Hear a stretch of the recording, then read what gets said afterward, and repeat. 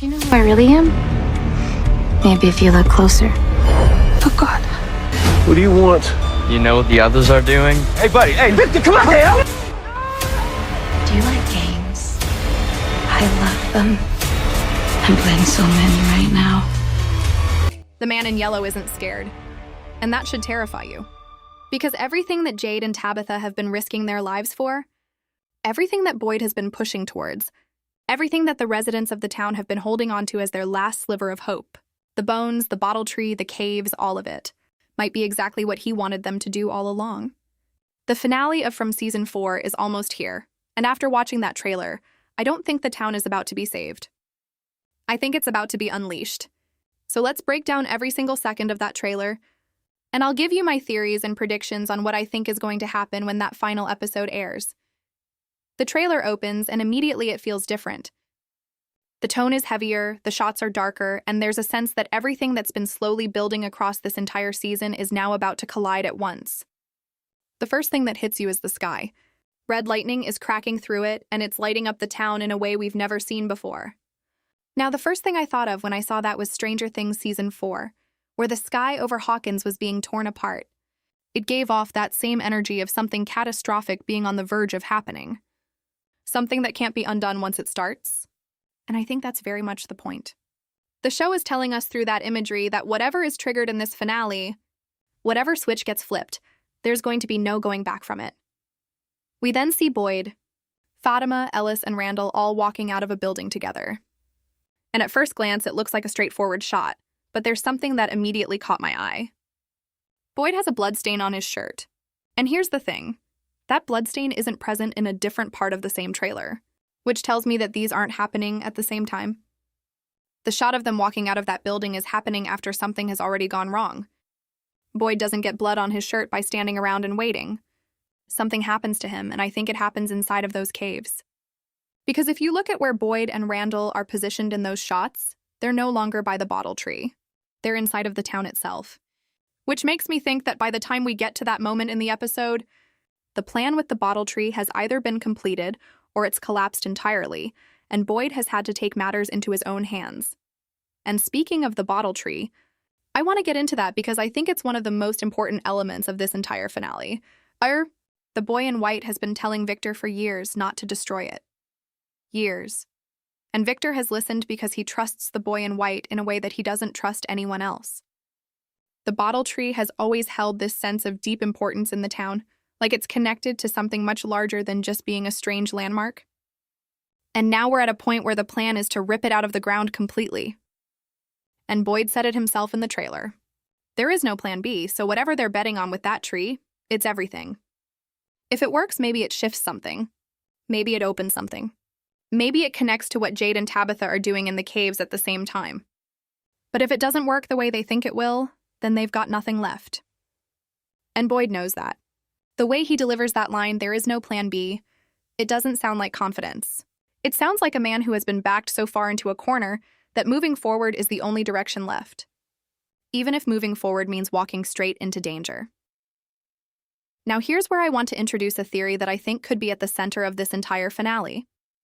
What if destroying the bottle tree is actually the worst thing that they could possibly do? What if the bottle tree isn't just some mystical object in the town, but it's actually one of the things that's been keeping the residents protected in some form? Think about it. The boy in white has been insisting for a very long time that Victor should not touch it. And the boy in white has never steered Victor wrong. Every time Victor has followed his guidance, it's been for a reason. So what if the residents pulling that tree out of the ground is the very thing that triggers the red lightning in the sky? What if that act of desperation is the act that tips the balance of the town completely and causes it to react in a way that it's never reacted before? Because the town in From isn't just a setting. It never has been. There's always been this undercurrent throughout the show that the town is something more than just a place. It could be alive. It could be aware. And if that's true, then pulling out the bottle tree might be the equivalent of pulling the pin on a grenade that the residents don't even know they're holding. And then there's Sophia. And I want to spend some real time on her because I think she is at the absolute center of what's coming in this finale. She says in the trailer, "It's because we're getting close to the end, it gets very messy at the end." Now think about the way she says that. She doesn't say it with concern. She doesn't say it like someone who's worried about what's coming. She says it almost like she's observing it from the outside. Like she already knows what the end looks like, and she's just watching the pieces fall into place. The messiness she's referring to, I believe that's the massacre. The feast. The thing that the man in yellow has been building towards since before we even knew what this town really was. Every cycle ends the same way. The suffering that can't be imagined. The thing that the man in yellow spoke about to Tabitha in that office. And if we're close to the end of the cycle, then that massacre is coming whether the residents are ready for it or not. And then Sophia says it. The line that I think tells you everything you need to know about where this finale is heading. Now I light the match and I watch it burn. That line sent a chill through me because of what it implies. It implies control. It implies patience. It implies that everything that's been happening up until this moment, every vision, every manipulation, every game that she's been running, has all been building to this single point where she lights the match. And when that match is lit, the burning begins. And the burning is the end of the cycle in its most violent and brutal form. She's been setting everything up with such precision. She's got Henry believing that he needs to kill his son to escape the town. She's got Mariel trapped in visions of being chained up and convinced that when you die in this place, your soul stays here forever. She's got Boyd seeing Abby everywhere he looks, which is already wearing him down in ways that are starting to show. She's got Fatima starting to transform into something that isn't herself anymore. She's got Claire Ara operating as her puppet. And she's got Sarah being twisted by the voices that she can't stop hearing. That's not one game. That's 6 games running simultaneously. And she's keeping all of them in the air at once, calmly, patiently, and without breaking a sweat. When you zoom out and look at all of those threads together, it becomes very clear that the man in yellow isn't panicking about what Jade and Tabitha are doing in those caves. He's not worried about the bones. Because why would you be worried about anything when you've got that many fires already burning? And this brings me to what I think might be one of the biggest revelations of the finale. The bones might not be a key at all. Throughout this season, the bones have been positioned as this crucial thing, this thing that could actually change the course of what happens in the town. And the residents have bought into that completely because they're desperate. They're grasping for anything that gives them even a small sense of control over what's happening to them. But what if the town? What if the man in yellow wanted them to find the bones? What if the entire journey to get to those bones was itself the trap? Because think about what finding the bones required. It required Jade going into the caves when he had been terrified of them. It required Tabitha putting herself in a position of extreme danger. It required Boyd to potentially sacrifice the protection of the bottle tree. And now all of those people are exactly where the man in yellow needs them to be. Jade and Tabitha are underground, trapped, with the monsters closing in on them. Boyd is above ground, working with a plan that has no fallback option. And the bones, the thing they thought was going to save them, might be the very thing that starts the suffering. Let me go back to the monsters for a second because their behavior in this trailer is very telling. At the end of the previous episode, they told Jade and Tabitha that they really shouldn't be doing what they were doing. And at the time, a lot of people took that as the monsters trying to stop them from taking the bones. Like it was a threat. But the trailer is now making me question that interpretation. Because in the trailer, we see the monsters entering the section of the cave where Jade and Tabitha are, and they are smiling from ear to ear. They're not angry. They're not panicked. They're smiling. And the monsters smiling in this show has never once been a good sign for the people they're smiling at. It makes me think that maybe the warning they gave Jade and Tabitha wasn't a threat. Maybe it was something closer to a taunt. Like they knew what was going to happen if the bones were moved and they wanted to watch it play out. The town has always operated through misdirection and lies. It shows the residents things that lead them ultimately lead to more suffering, not less. And if the bones are just another one of those misdirections, then Jade and Tabitha walking into those caves was exactly what the town needed them to do. We then see the monsters ripping down the tarpaulin sheet that Jade and Tabitha had put up inside of the cave, with the talisman placed there to keep them out. And one of them says, "There's nowhere for you to hide." And this is where things get really interesting for me. The talismans have always been one of the things that provided the residents with at least some level of protection. They keep the monsters out. They create a boundary. But inside of the caves, that protection seems to mean nothing. The talisman doesn't work down there. And if you connect that to the idea that the bottle tree might be the thing that gives the talismans their power, or that protects the residents in some indirect way, Then removing the bottle tree from the ground above could be the act that strips the talismans of their effectiveness entirely, which would mean that Boyd pulling that tree out of the ground above isn't just failing to help Jade and Tabitha. It's actively making things worse for them. Now let's talk about Jade, because I think this could be the finale where we say goodbye to him. And I say that not to be dramatic, but because the show has been building towards it in a way that's started to feel very intentional. We know from the lore of the town that the different incarnations of Jade have always been killed by the people of the town. That's the pattern. But this particular Jade has been doing something that the previous versions didn't do. He's been trying to break the pattern. He went into the caves even though everything inside of him was screaming at him not to. He's been trying to help Tabitha in a way that goes against everything the cycle seems to want from him. And in the trailer, he says to her, "You need to finish this. You need to break the cycle. Your children deserve to go home." He's not saying that for himself. He's saying it for her. He's saying it because he believes in what she's trying to do, even if it costs him everything. And that to me sounds like a character who has made peace with the idea that he might not make it out of this. I wonder if the way the cycle breaks for Jade specifically isn't through the town killing him the way it always has, but through him choosing to sacrifice himself. Breaking the pattern by going out on his own terms, doing something good, rather than being taken by the residents like all the other versions of him were. It would be a genuinely powerful ending for him, and I think the show is absolutely capable of going there.